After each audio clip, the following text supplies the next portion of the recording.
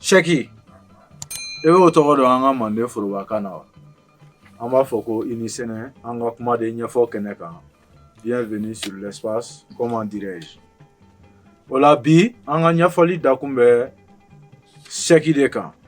Papiye min ni a bɛ kɛ jɛtigiw bolo n'o ye waritigiw ye n'u bɛ fɛ ka mɔgɔ ci ka taa wari ta waribilayɔrɔ la u bɛ u ci ni sɛbɛn min ye k'a jira k'a fɔ ko olu de y'a ci ani wari hakɛ u bɛ sɛbɛn a kan o sɛbɛnw de bɛ wele an ka kan na ko jɛsɛbɛn n'o ye sɛki ye.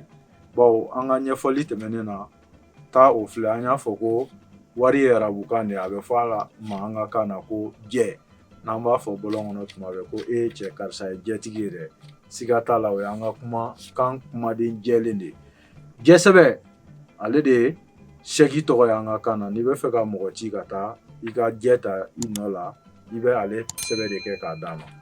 Bi ta tɛmɛnen kɔfɛ kan'a fɔ bilen ko sɛki an ka kan kumadenw labaara walasa an ka kan fana bɛ se ka yiriwa ka kɛ diɲɛ kanbaw dɔ ye o la an b'i fo.